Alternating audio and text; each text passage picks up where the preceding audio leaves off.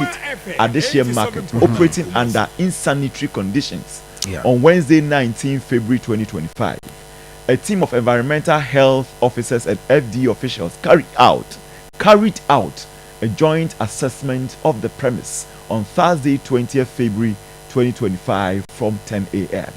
Operators of the Kenkey Millers, having violated Section 52 of the Public Health Act and other KMA bylaws, were tasked to cease operations at the premise, thoroughly clean it, and await further instructions before operations. Leadership of the operators met with the joint team at 3:30 p.m. on the same day at KMA, where modalities prior to their operations were outlined.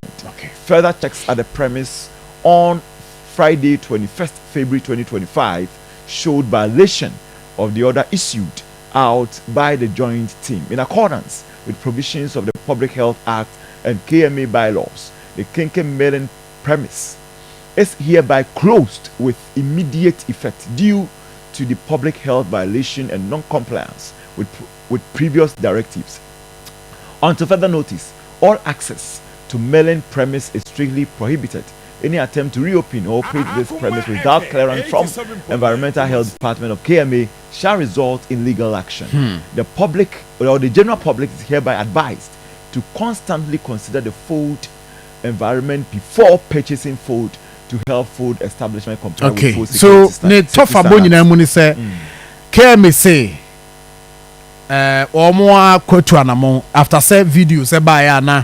baby a Adehye opposite Adehye Market what do any chem ewo race cross opposite Adehye Market baby a omo eyam dokono. In fact, for years Adehye we awo ho for years o ebanzinkum se wo kodru ho pa na hye kwan ankrofo fa so eyam dokono no Kenkey no a wo behia na ye de egu rubber mu ne akekere na wodi bi no dodo na eho na omo beyam no ekwan mu fa so omo ye no KMA se enye ahonidie sem wo fam nti se sei omo kwakotum eho no obuya ntimi nye untimi fa nko nti ye very careful so okọ ho no mo a utie ma no pay a ye bekwa akocheke we eba na no Friday no ye bekwa akocheke whether say omo go through the process ahwe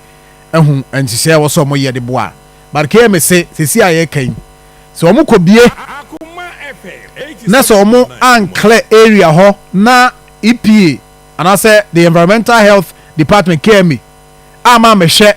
said the omo ye no nam ne kwan so na so omo bie ye adwuma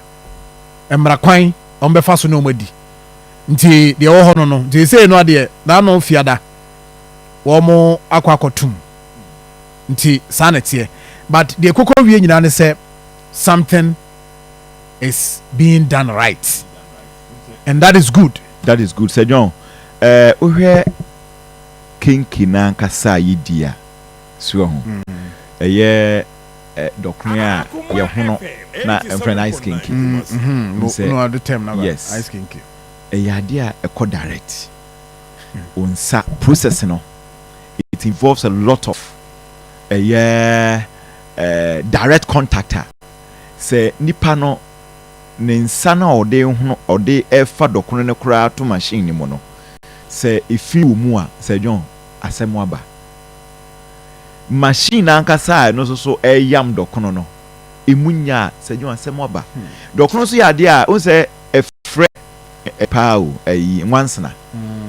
nwansena so cholera ne diarrhea ne fareba nyina ye nwansena 87.9 typhoid nwansena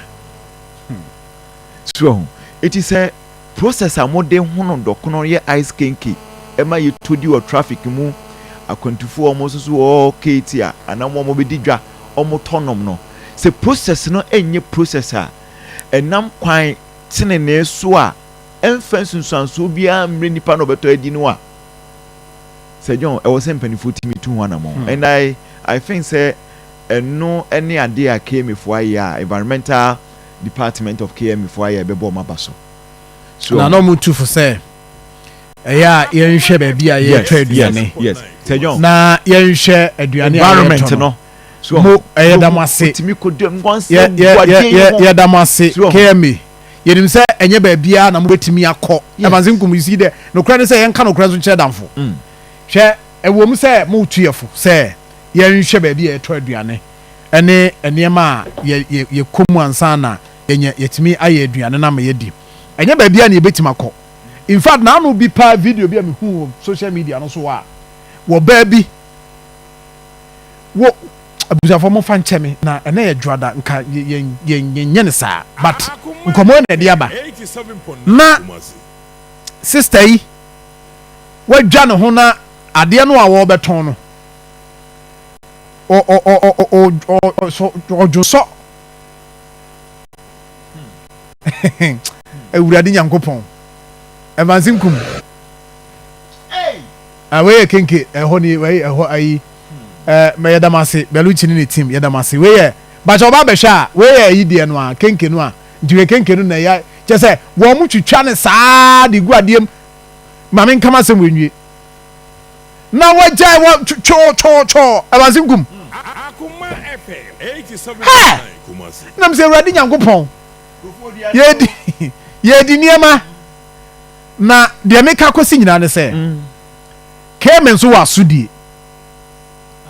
because the environmental health department adie wei wo hoi sa adie wei KMA hwe ba bia niema tatai hwe sa adie wei enye nra o enye nra it's been there adie wei me say hwe ko drop hwe sa niema boto ye wo hoi die ne wom ye tete hu ukoko hwe hawa and you see kenke no ye wia ye mfa ngosi dia so ne kono aka se ye wie ye sakwa kono